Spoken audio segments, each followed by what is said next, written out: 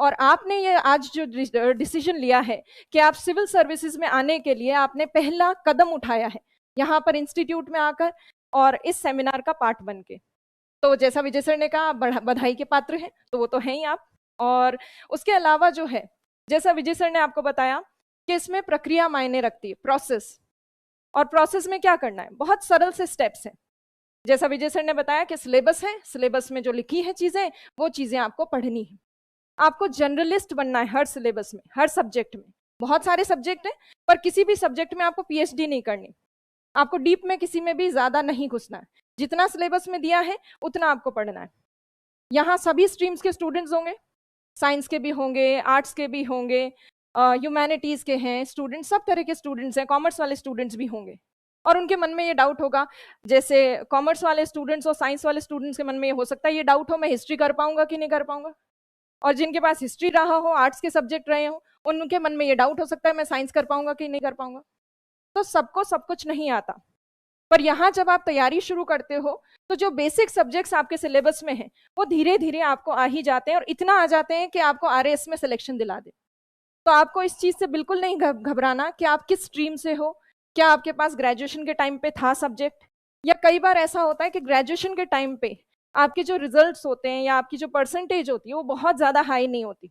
कुछ लोग तो टॉपर्स होते हैं, बट सबकी परसेंटेज बहुत हाई नहीं होती, और उस लो परसेंटेज की वजह से कभी आप अपने आप को कम ना आके, ये हो सकता है उस समय की परिस्थिति कुछ अलग रही हो, उस समय आप अच्छा परफॉर्म नहीं कर पाए हो किसी भी कारण से, तो उसका ये मतलब नहीं है कि आप आगे जीवन में कुछ भी अच्छा नहीं कर सकते या आप कॉम्पिटिटिव एग्जाम्स नहीं दे सकते। आप सब कॉम्पिटिटिव एग्जाम्स दे सकते हो। ये एक प्रक्रिया है, एक प्रोसेस है जिसमें आपको पर्टिकुलर टाइम ड्यूरेशन में सिलेबस की तैयारी करनी होती है। इसमें आपका पिछला बैकग्राउंड क्या रहा है ये मायने नहीं रखता। मायने क्या रखता है, जिस दौरान आप तैयारी कर रहे हो उस दौरान आप अच्छे से तैयारी करो, पूरा दृढ़ निश्चय होकर, इधर उधर भटकना नहीं है। लक्ष्य एक तो बड़ा होना चाहिए, और दूसरी चीज जो है, लक्ष्य आपका स्पष्ट होना चाहिए। आपको क्लियरिटी होनी चाहिए कि what you want from your life, आपको क्या चाहिए आपके जीवन से। उसमें अगर स्पष्टता होगी तो आप जरूर अपनी मंजिल को हासिल करेंगे। केवल लक्ष्य बड़ा नहीं रखना, बड़ा रखने के साथ साथ क्या रखना है, स्पष्ट रखना है, क्लियरिटी होनी चाहिए, विजन में क्लैरिटी होनी चाहिए, तभी अपनी अपनी मंजिल तक आप पहुंच पाओगे। आपने सुना होगा, जहां चाह है वहां राह है। जहां आप दिल से किसी चीज को चाहते हो वहीं पे आपको रास्ता मिलता है, राह मिलती है। और आपने पहला कदम उठा दिया है, आपने राह चुन ली है कि आपको सिविल सर्वेंट बनना है और तैयारी स्टार्ट करनी। और ये यकीन मानिए, ये जो आपने राहें चुनी है ये आपको मंजिल तक जरूर लेकर जाएंगे।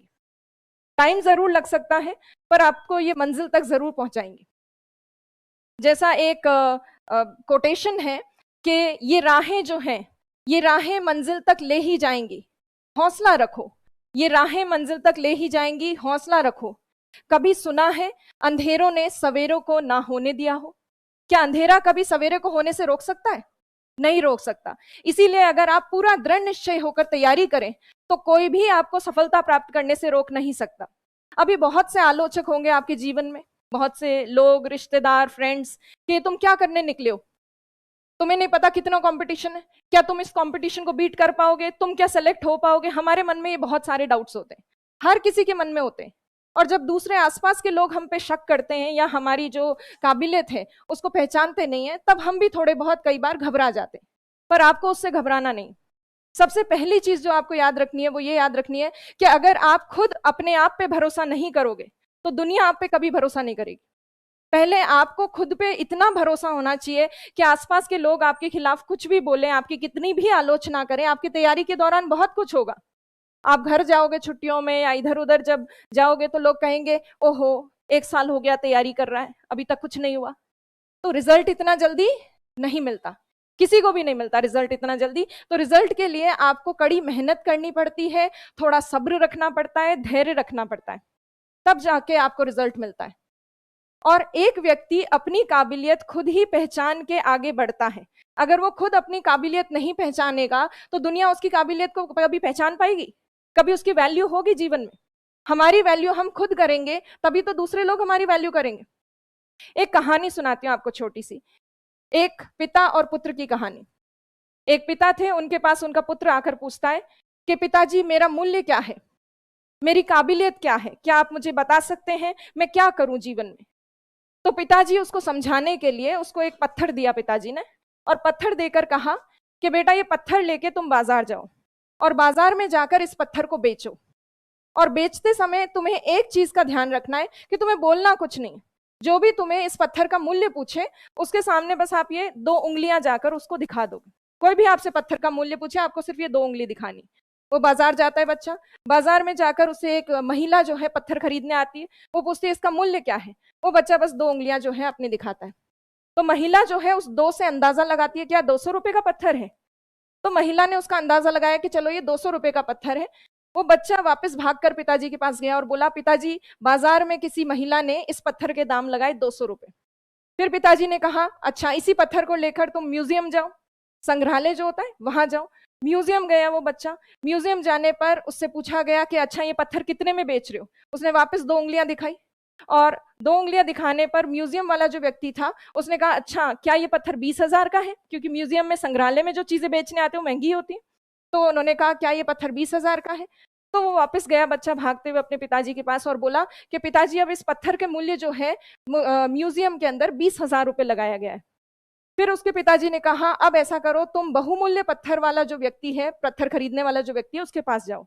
वो प्रीशियस स्टोन्स खरीदने वाले व्यक्ति के पास गया और वहां जाकर वापस उसने पत्थर दिखाया और मूल्य पूछे जाने पर उसने 2 उंगलियां दिखाई, और वहां प्रीशियस स्टोन की दुकान में उसके पत्थर का मूल्य आंका गया 2 लाख रुपए। और वापस आकर उसने पिताजी से कहा इस बार मेरे पत्थर का मूल्य जो है 2 लाख रुपए आंका गया है।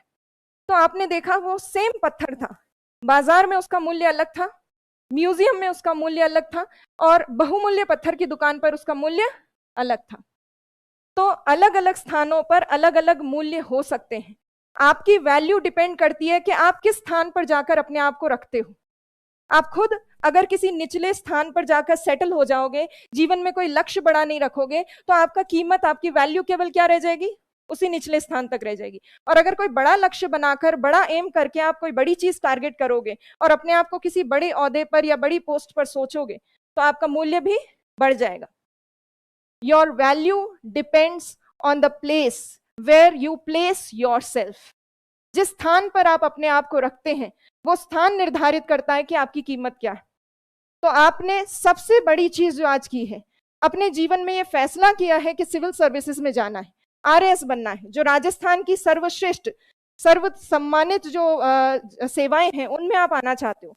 तो इसके लिए आप अपने आप को शाबाशी दो। आपने बहुत बड़ा निर्णय लिया है कि आपने अपने आप को कम नहीं आका, आपने अपने आप को ज्यादा आका है, अच्छा आका है, और आपने अपने आप को एक बेस्ट प्लेस पे आकर और खड़ा करने की कोशिश की, जिसके लिए आप लोग सब जो हैं और आपके पेरेंट्स जिन्होंने आपको यहाँ भेजा है वो सब के सब जो हैं बधाई के पात्र हैं। रियल में बहुत बड़ा डिसीजन होता है, आपको लगता है बहुत छोटा डिसीजन है, पर किसी से पूछो, आम लोग ये डिसीजन ले ही नहीं पाते, बहुत कठिन होता है। क्योंकि जिस तरह की परिस्थितियां होती हैं सबके घर में, सबके कोई ना कोई समस्याएं होती हैं, और ऐसी समस्याओं से उभर कर और बड़ा कुछ सोचना जीवन में वो बहुत बड़ी बात है। तो इसीलिए इस कहानी से आप ये याद रखो कि आपकी वैल्यू कौन तय करेगा, आप किस स्थान पर अपने आप को रखते हो, और रखने की जो है काम वो किसका है, आपका खुद का है। तो आप अपने आप को बेस्ट प्लेस पे रखो, आपकी बेस्ट वैल्यू होगी, आपका मूल्य बढ़ जाएगा। तो इसीलिए सबसे बड़ी चीज तो आपने आज ये कर ली है, ये निर्णय ले लिया है कि आरएएस बनना है। और जैसा मैंने कहा, जहां चाह है वहां राह है। रास्ते आरएएस के बहुत लंबे हैं। जैसे आपने सुना होगा, पढ़ा होगा, कहीं तो पता होगा आपको कि आरएएस एक लंबी प्रक्रिया है जिसमें 3 स्टेप्स होते हैं बड़े बड़े। पहले होता है प्री का एग्जाम, फिर होता है मेंस का लिखित परीक्षा, और उसके बाद तीसरी पड़ाव जो है उसमें क्या होता है, आपका इंटरव्यू। तो 3 प्रोसेस हैं। तीनों प्रोसेसेस के बीच में कुछ महीनों का अंतराल होता है, कुछ मंथ्स होते हैं। और ये जो प्रोसेस है अपने आप में, पहले आप 1 साल भर तैयारी करते हो, उसके बाद आप एग्जाम देते हो। एग्जाम खुद अपने आप में प्रोसेस ले लेता है 1-1.5 साल का। तो इसका मतलब ये प्रोसेस बहुत लंबा है। और इतने लंबे प्रोसेस में अगर आपको टिके रहना है तो आपको एक तो होना चाहिए सेल्फ कॉन्फिडेंस, खुद पे विश्वास होना चाहिए कि हाँ मैं कर दिखाऊंगा, समय जरूर लग रहा है पर मैं कर दिखाऊंगा, एक तो ये होना चाहिए। दूसरा, आपको पेशेंस रखना पड़ेगा, धैर्य रखना पड़ेगा। धैर्य बिना रखे जो है कोई आरएएस में सफल नहीं हो सकता। पूजा करके होंगे कोई, उनके पेरेंट्स बुला रहे नीचे। पूजा, पूजा सरनेम पूजा छिपा, पूजा। हाँ, आप यहाँ से जाओ, आगे चलो। तो इसीलिए धैर्य रखना बहुत जरूरी है। एक दिन में आपको सफलता नहीं मिलेगी, बहुत आपको परिश्रम करना पड़ेगा, मेहनत करनी पड़ेगी, रेगुलर स्टडीज करनी पड़ेगी, पढ़ाई करनी पड़ेगी, तब जाके आप आरएएस का लक्ष्य प्राप्त कर पाओगे। पर जैसा आपको सर ने बताया अभी अभी कि बाकी सब चीजों की तुलना करें, अगर हम जैसे किसी बिजनेस को सेटअप करने की तुलना करें, या फिर आप किसी राजनीतिक पार्टी में जाकर नेता बनने का प्रयास करें, तो उसमें बहुत वर्ष लगते हैं। आरएस तो उसकी तुलना में थोड़े कम ही वर्ष ले रहा है। तो सबसे सरल तरीका अपने जीवन को अच्छा बनाने का, सार्थक बनाने का क्या हो सकता है? सिविल सेवाओं के कॉम्पिटिटिव एग्जाम्स देकर और सीधे बड़े ओहदे को प्राप्त करना। इससे सरल कुछ भी नहीं है।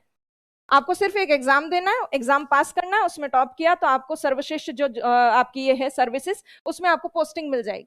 तो है तो सरल ही दूसरे चीजों की तुलना में, पर सफर लंबा है। अगर आप ये सोचकर आए हैं कि एक ही दिन में आरएस बन जाऊंगा, तो ऐसा संभव नहीं है। आपको प्रकृति से, नेचर से कुछ सीखना चाहिए। नेचर आपने देखा होगा अपने आप में बहुत सी चीजें सिखाता है, हालांकि हम उस चीज को कभी नोट नहीं करते। एक तो जो नदी है, नदी में निरंतरता होती है, निरंतर बहती रहती है। वैसे ही आपको अपनी स्टडीज जो है, अपनी पढ़ाई, उसको निरंतर रखना है, कंसिस्टेंसी होनी चाहिए। दूसरी चीज जो नेचर, प्रकृति हमें सिखाती है, वो ये है कि एक दिन में कोई बदलाव नहीं होते। बदलाव होने के लिए समय लगता है। जैसे आपने कोई बीज लिया और किसी पौधे का बीज जो है आपने मिट्टी में डाला, और आप ये उम्मीद करो एक ही दिन में पेड़ उग जाए और एक ही दिन में जो है उस पर फल लग जाए, ये संभव नहीं है। धीरे धीरे होती है सब चीजें। तो धीरे धीरे होने के लिए आपके पास पेशेंस होना चाहिए, धैर्य होना चाहिए। धैर्य होगा तो चीजें आराम से धीरे धीरे हो जाएंगी। आपको पता है, एक स्टेप लेते हैं हमें दूसरा स्टेप क्लियरली दिखने लगता है, दूसरा लेते हैं तो तीसरा दिखने लगता है, तीसरा लेते हैं चौथा दिखने लगता है। इसी तरह से धीरे धीरे हम पहुंच जाते हैं हमारी मंजिल तक। तो धीरे धीरे बढ़ना होगा आगे, और धैर्य के साथ बढ़ना होगा, पर मेहनत आपको कंटिन्यू करनी पड़ेगी। कोई अगर ये कह ले कि बिना मेहनत के आरएएस बन सकते, तो ऐसा नहीं। स्मार्ट स्टडी करो, सिलेबस ओरिएंटेड स्टडी करो, पर करनी तो पड़ेगी, पढ़ना तो पड़ेगा। तो पढ़ने का लक्ष्य बनाकर आए हो और आपको पूरा ये पता है कि हाँ आप इतनी मेहनत कर लोगे, तो आपको कोई सफल होने से रोक नहीं सकता। आपको पता है, अगर आप चमकना चाहते हो अपने जीवन में, लाइफ में अगर चमकना चाहते हो, चमकते सितारे बनना चाहते हो, तो चमकने के लिए थोड़ा घिसना तो पड़ेगा। बिना घिसे तो कोई भी चीज चमक नहीं सकती। तो घिसना पड़ेगा, मतलब मेहनत करनी पड़ेगी। परिश्रम का कोई विकल्प नहीं है। और कुछ लोग जो किस्मत पे रोते हैं कि मेरी किस्मत में ये नहीं है, मेरी किस्मत में वो नहीं है, किस्मत कुछ नहीं होती। आप अगर परिश्रम करो तो परिश्रम ही आपकी किस्मत के दरवाजे खोल देगा। परिश्रम ही आपकी किस्मत के दरवाजे की चाबी है। इसीलिए आप अगर मेहनत करें, पढ़ाई करें रेगुलर, तो आपको आरएएस बनने से कोई नहीं रोक सकता। Never give attitude, never give up attitude जो होता है, वो आपको सफलता तक लेकर जाता है। कभी भी बीच में थक हार के हमें अपने लक्ष्य को छोड़ नहीं देना है, हमको निरंतर प्रयास करते रहना है, तभी आपको सफलता प्राप्त होगी। आपको पता है, कंसिस्टेंसी जिसको हम निरंतरता कहते हैं, कंसिस्टेंसी या निरंतरता एक सामान्य से व्यक्ति को भी सर्वश्रेष्ठ बना सकती, अगर वो लगातार प्रयास करे तो।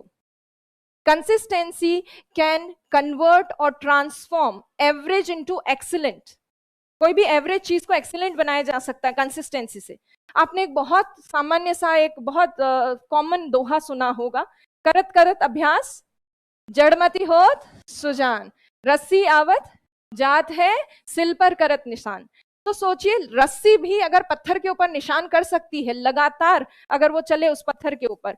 आपने ये भी सुना होगा कि पानी की बूंद किसी पत्थर पर जब लगातार गिरती है, तो वो पानी की बूंद पत्थर में भी सुराख कर देती है, छेद कर देती है। तो हम लोग भी कर सकते हैं, आप लोग भी सफल हो सकते हो अगर आप निरंतर प्रयास करो। निरंतरता का मतलब क्या है यहाँ पे? कंसिस्टेंसी का मतलब क्या है? कंसिस्टेंसी का मतलब है, आप अगर ये सोचें कि मैं एग्जाम से 2 दिन पहले 24-24 घंटे पढ़ूंगा, रातों को सोऊंगा नहीं और एग्जाम में परफॉर्म करके मैं आरएएस बन जाऊंगा, तो ऐसा संभव नहीं है। कैसे किया जाए इसको? तो करना कुछ नहीं है, डेली जो आपको पढ़ाया जाता है उसको आप कंसिस्टेंटली, निरंतरता से रोज रिवाइज करें। रोज 4-5 घंटे, 6 घंटे भी डेली के अगर आप पढ़ लेंगे तो आपके लिए काफी अच्छा होगा, आप सफलता को प्राप्त कर पाएंगे। ये नहीं है कि एक दिन में आप 24 घंटे पढ़ लो, 20 घंटे पढ़ लो और चमत्कार हो जाएगा। एक दिन में चमत्कार नहीं होता। डेली डेली डेली थोड़ा थोड़ा थोड़ा थोड़ा पढ़ते हो तो उससे चमत्कार होता है, उससे चीजें क्लियर होती।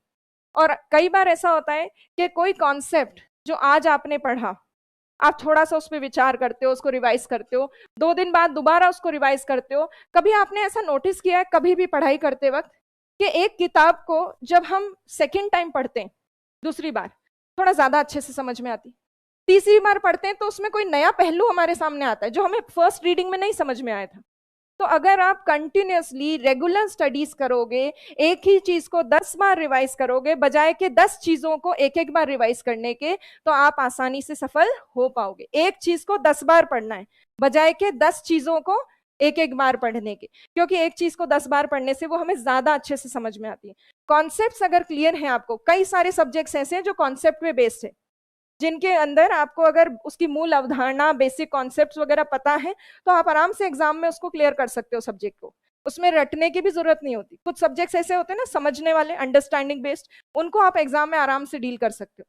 तो इसीलिए आपको स्टडीज में कंटिन्यूस आपको पढ़ना है, डेली पढ़ना है, रेगुलर पढ़ना है, तभी आप सफल हो पाओगे। नहीं तो एक दिन में तो सफल कोई भी नहीं हो सकता, आपको लगातार प्रयास करने होंगे।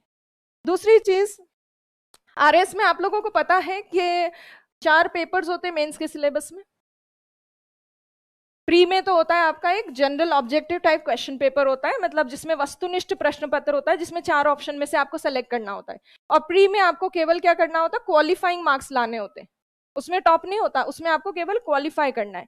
क्वालिफाई करने के बाद आपका मेंस का पेपर होता है। मेंस के पेपर में आपके 4 सब्जेक्ट, 4 पेपर्स होते हैं, पेपर 1, 2, 3 और 4। और हर एक पेपर में कई सारे सब्जेक्ट्स हैं। जैसे पेपर 1 है, पेपर 1 में आपके हिस्ट्री है, हिस्ट्री भी अलग अलग है, वर्ल्ड हिस्ट्री भी है, राजस्थान हिस्ट्री भी है, इंडिया की हिस्ट्री भी है, इंडिया की मॉडर्न हिस्ट्री भी है, एंशिएंट भी है, हर तरह की हिस्ट्री है, इतिहास है। इतिहास के अलावा आपकी इकोनॉमी जो है वो भी उसी पेपर में है, मैनेजमेंट भी उसी पेपर में है। तो पेपर 1 में बहुत सारे सब्जेक्ट्स हैं। पेपर 2 में भी आपके काफी सारे सब्जेक्ट्स हैं, जैसे पेपर 2 में है साइंस, ज्योग्राफी, एथिक्स, ये सारे सब्जेक्ट्स जो है पेपर 2 में। और इसी तरह से पेपर 3 में कई सारे सब्जेक्ट्स हैं, जैसे पॉलिटी है, पब्लिक एडमिनिस्ट्रेशन है, आपके लॉ है, ये सारे सब्जेक्ट्स हैं। और लास्ट जो पेपर 4 है वो आपका ग्रामर का पेपर है, जिसमें आपके हिंदी और इंग्लिश ग्रामर आपके दे रखी। तो हर एक पेपर में अच्छा स्कोर करके आप आरएएस में अच्छी रैंक बना सकते हो। और पेपर 4 जो है ग्रामर वाला पेपर, वो पेपर 4 आपको बहुत अच्छे नंबर दिला सकता है। और ग्रामर हम बचपन से पढ़ते आए हैं, हमने कितनी बार बचपन में विलोम शब्द रिवाइज किए हैं, कितनी बार हमने प्रायवाची पढ़े हैं, एंटोनिम्स, सिनोनिम्स पढ़े हैं, वही बेसिक चीजें आने वाली। तो कुछ बहुत अलग या विचित्र या कोई डिफरेंट सिलेबस नहीं है। वो सिलेबस कौन सा है, जो आज तक आपने 10th 11th क्लास तक जो पढ़ा है, बेसिक बेसिक वो चीजें हैं हर सब्जेक्ट में, चाहे वो इंग्लिश, हिंदी हो, साइंस हो, ज्योग्राफी हो, हर एक सब्जेक्ट में आपके बेसिक बेसिक चीजें पूछी जाएंगी। तो इतना तो आप कर ही सकते हो। जब स्कूल के बच्चे वो समझ के बोर्ड के एग्जाम दे सकते हैं, तो आप लोग तो उनसे बड़े हो, आप लोग भी कर ही सकते हो। तो ये कॉन्फिडेंस आप में होना चाहिए कि हाँ मैं कर सकता हूं, और कर भी सकते हो आप। अब आपको जो चीजें आरएस में ध्यान रखनी है, जैसा मैंने बोला, आरएएस आरएएस जो है वो इन 3 चीजों पर निर्भर करता है। आर फॉर रेगुलर स्टडीज, निरंतर आपको अध्ययन करना है, रेगुलर स्टडीज करनी है। एक दिन में पढ़ाई करने से कुछ नहीं होगा, डेली पढ़ना पड़ेगा जब तक आपके एग्जाम ना हो। हम एक हफ्ते में एक दिन हमारी अच्छी पढ़ाई हो जाती है, उसी अच्छे दिन को लेकर खुश होते रहते 10 दिन तक। उस दिन मैंने मंडे को अच्छी पढ़ाई की थी, उस दिन मैंने पूरी किताब सल्टा दी थी, उसके बाद 4-5 दिन के अब मैं सेलिब्रेट कर रहा हूं उस चीज को। तो वो सेलिब्रेशन बीच बीच में नहीं चलेगा, कंटिन्यू स्टडी करनी पड़ेगी आपको, तभी आपका जो है आप टारगेट तक पहुंच पाओगे। उसके अलावा आपका एटीट्यूड पॉजिटिव होना चाहिए, एटीट्यूड पॉजिटिव होना चाहिए। पॉजिटिव एटीट्यूड का मतलब क्या है? पॉजिटिव एटीट्यूड का मतलब यह है कि आपको कभी भी निराश हताश नहीं होना, क्योंकि इसमें रिजल्ट आपको एक दिन में नहीं मिलता है। तो कई बार आप इस लंबी तैयारी में बीच बीच में थोड़ा सा डीमोटिवेट हो जाते हैं कुछ स्टूडेंट्स, कि पता नहीं कब तो एग्जाम होगा, कब मैं बनूंगा, कब क्या होगा। तो थोड़ा धैर्य तो रखना पड़ेगा, एक दिन में कुछ भी नहीं होगा। तो आपको सेल्फ मोटिवेटेड रहना पड़ेगा, एटीट्यूड को पॉजिटिव रखना पड़ेगा। नकारात्मक सोचोगे तो नकारात्मक ही होगा, सकारात्मक सोचोगे तो सकारात्मक होगा। तो पॉजिटिव सोचो कि हाँ मैं सफल हो सकता हूँ, बस मुझे मेहनत करनी। और बाकी लोग जो टॉप में आते हैं वो भी क्या करते हैं, वो भी ये सिलेबस को भी फॉलो करके आते हैं ना टॉप में, तो आपको भी सिलेबस को फॉलो करना है। तीसरी चीज जो है वो है सेल्फ असेसमेंट। सेल्फ असेसमेंट मतलब खुद का निष्पक्ष आपको मूल्यांकन करना है। ये सब जिसने कर लिया वो बन सकता है आरएस। निष्पक्ष मूल्यांकन का यहाँ पे क्या मतलब है? सेल्फ असेसमेंट, वो भी अनबायस्ड असेसमेंट। मतलब आप जब पढ़ रहे हो, आप जब अपना आंसर लिख रहे हो, तो आप अपना आंसर लिखते हैं या निबंध लिखते हैं, हमें लगता है कि मैंने जीवन में या मैंने सबसे अच्छा निबंध लिख दिया है, जीवन का सर्वश्रेष्ठ निबंध लिख दिया, इसमें कोई कमी नहीं है। और कोई अगला बंदा आके अगर कमी निकालता है तो आप उस पर चिढ़ जाते हो, इतना तो अच्छा लिखा है, तेरे से तो इतना भी नहीं लिखा जाता, लिख के दिखा देखे। तो हम लोग थोड़ा सा, हमारी जो क्रिटिक्स होते हैं या हमारी कोई आलोचना करता है तो उसको हम पॉजिटिवली नहीं लेते। आलोचना को पॉजिटिवली लेना है, खुद की चीज को भी आपको पॉजिटिवली लेकर खुद को सेल्फ असेस करना है, बिल्कुल निष्पक्ष मूल्यांकन करना है। किसी सब्जेक्ट में आपके अगर मार्क्स कम आ रहे हैं तो उसमें यह ना सोचे कि चेकिंग गलत हो रही है, शायद नहीं तो मैंने तो करा तो बहुत अच्छा है, पता नहीं चेक करने वाले नंबर ही नहीं दिए, कोई तो कमी रही होगी, उस कमी को सुधारते जाना है। तैयारी के दौरान अगर आप अपनी आंखें खुली रखेंगे, अपने आप का निष्पक्ष मूल्यांकन करेंगे, तो आपको ये पता रहेगा कि हर टेस्ट में आपके जो नंबर आ रहे हैं, अगर कम आ रहे हैं तो उसका कारण क्या है। कोशिश करें उसमें सुधार लाने की, कि किस तरह से आप अपने उत्तरों को और बेहतर बनाएं, अपने आंसर्स को और बेटर करें, ताकि आगे से आपको मार्क्स अच्छे मिले। आपको पता है वीकली टेस्ट होते हैं, हर मंडे को टेस्ट होता है। वीकली टेस्ट में आपकी जो कॉपीज चेक होके आती हैं, उसमें कभी आपके किसी सब्जेक्ट में मार्क्स कम हो सकते हैं, किसी में ज्यादा हो सकते हैं। ज्यादा ध्यान देने की जरूरत आपको किस पे है? जिनमें बहुत ही कम नंबर आ रहे हैं उसमें ध्यान दो कि नंबर कम क्यों आ रहे हैं। सिवाय ये करने के, कुछ लोग उस सब्जेक्ट को कि इसमें तो आते ही नहीं, कितना भी पढ़ लूं नहीं आते मेरे नंबर, ऐसे छोड़ देते हैं। ऐसे छोड़ना नहीं है, आपको पूरा देखना है कि कहाँ कमी रह रही है और उस कमी को आपको सुधारना है। अगर आप इसी तरह से स्टेप बाय स्टेप चलते गए, अपनी कमियों में सुधार लाते गए, कमियों में सुधार तभी हो सकता है जब आप अपना असेसमेंट करें, आप अपना मूल्यांकन करें कि मैं हाँ कम कहाँ पे है, कमी कहाँ पे रह गई, क्या सुधार हो सकता है। तो अगर आप अपनी कमी को पहचानेंगे तो आप आगे चल के सुधार कर पाएंगे। तो सुधार करने के लिए पहली चीज क्या है? कमी को पहचानना। तो आरएस बनने के लिए रेगुलर स्टडीज करो, पॉजिटिव एटीट्यूड रखो, सेल्फ मोटिवेटेड रहो, हमेशा अपना जो है एनर्जीज को हाई रखो, और तीसरी चीज जो है अपना सेल्फ असेसमेंट, स्वयं का मूल्यांकन करते रहो कि क्या कमी है, कहाँ सुधार की गुंजाइश है। तो आप आरएस जरूर से आसानी से बन सकते हो। तो आपको ये चीज हमेशा ध्यान रखनी। तो आरएस जो है बनने का सफर लंबा जरूर है, पर अगर आपने निरंतर अध्ययन किया, निरंतर प्रयास किया, सिलेबस पूरा कवर कर लिया, तो आप जरूर, सब लोग जो यहाँ बैठे हैं सबके सब आरएस बन सकते हैं। कोई एक ही नहीं, कोई ये ना सोचे कि मेरे ग्रेजुएशन में परसेंटेज कम थे तो मैं नहीं बन सकता, सब बन सकते। क्योंकि इस काल के दौरान, इस टाइम के दौरान जब आप कंपटीशन एग्जाम की तैयारी कर रहे हो, इस टाइम मेहनत कर लो। इस टाइम अपना पूरा जीवन, पूरा अपना जो लाइफस्टाइल है वो इस तरह से बनाओ कि आपका पूरा टाइम किसके लिए हो? स्टडीज के लिए, अध्ययन के लिए। तो आप जरूर से सफल होगे। और सफल होने के बाद जो आनंद की आपको प्राप्ति होगी, उस आनंद को शब्दों में वर्णन करना ही मुश्किल है, कोई डिफाइन ही नहीं कर सकता। लोगों का नजरिया, सोसाइटी का नजरिया आपके प्रति बिल्कुल बदल जाएगा। लोग आगे से आएंगे, जो रिश्तेदार आज आपको पहचानते भी नहीं है वो आगे से आएंगे कि मैं तुम्हारे काके के मामा का, भतीजे का, पता नहीं व्हाट हूं। वो दूर दराज के रिश्ते निकाल निकाल के आएंगे, अरे आपने मुझे पहचाना नहीं, मैं ये, हमारा भी ध्यान रखना। तो ऐसा होगा आपको जो है सोसाइटी में, जो आज कोई नहीं जानता है, बाद में आपको लोग अपने आप जानेंगे, और जो नहीं भी जानता है वो कहीं ना कहीं से आपके साथ जानकारी निकालेगा, आपसे आकर मिलेगा। आप किसी पार्टी में जाओगे, किसी गैदरिंग में जाओगे, वहां दो लोग आपसे आकर, आगे से आकर मिलेंगे। अभी तो ये होता है हम जा जाके मिलते हैं, अरे मामा जी मेरे को पहचाना नहीं, मैं दूर का कोई कजन है या कोई भी है, तो आप खुद जाके इंट्रोड्यूस करते हो। अगर आप सफल हुए, आप बड़े अधिकारी बने, आप सिविल सर्विसेज में आए, ये इतना सम्मानजनक सेवाएं हैं, इतना प्रेस्टिजियस सर्विसेज हैं कि इसमें आने के बाद इंसान की खुद की प्रेस्टीज भी बढ़ जाती, उसका सम्मान समाज में जो है बढ़ जाता है। तो ये एक बहुत बड़ी चीज है, समाज आपको पहचानने लगता है, लोग आपको पहचानने लगते हैं, आगे से आकर लोग मिलते हैं, सम्मान करते हैं। आज जो उंगलियां आप पे उठ रही हैं, कल को वही उंगलियां जो हैं क्या करेंगे? आपके लिए तालियां बजाएंगी। वही लोग कहेंगे, देखा मैंने कहा था ये बच्चा जरूर कुछ करके दिखाएगा जीवन में। भले ही तैयारी के दौरान वो कहते हो कि पता नहीं क्या करता है, रोज इधर उधर घूमता फिरता है, पढ़ता तो है नहीं, कभी मैंने देखा नहीं पढ़ते हुए। तो और पैसे बिगाड़ रहे हैं मम्मी पापा के, यही कहते हैं लोग तो। पर जब तक आपका रिजल्ट नहीं आता तब तक आप इन लोगों के मुंह बंद नहीं कर सकते। तो आपको किसी को कोई जवाब देने की जरूरत नहीं, आप सिर्फ अपना निरंतर प्रयास करते रहें, सफलता अपने आप सब चीजों का जवाब दे देगी। आप तैयारी इतनी स्ट्रांग करें कि आप जरूर से सफल हो, और सफल होने के बाद आपके जो भी आलोचक हैं वो आपके प्रशंसक बन जाएंगे। तो आलोचक जरूर से प्रशंसक बनेंगे अगर आप सफल हुए तो। और सफल होना ना होना किस पे निर्भर करता है? आप पे या समाज पे या दूसरे आलोचकों पे? आप पे निर्भर करता है। आप पे निर्भर करता है कि आप कितनी मेहनत करते हो। आप अगर रोज के रोज डाइवर्ट हो इधर से उधर इधर से उधर, आज ये कर लूं कल ये कर लूं, तब तो नहीं होगा।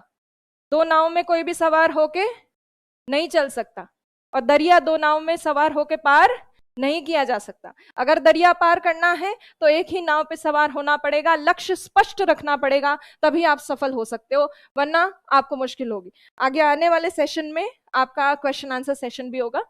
और दूसरी चीज जो है यहाँ पे, अभी आगे मेरे बाद जो आने वाले हैं वो हैं, एक तो सरिता शर्मा मैम आने वाले, जिनके बारे में मैं अभी आपको बताऊंगी। और लास्ट में मेरे बाद बस अब दो ही लोग आने वाले, एक तो टॉपर आने वाले और एक दिलीप सर आने वाले। दिलीप सर जो कि स्प्रिंग बोर्ड के डायरेक्टर है।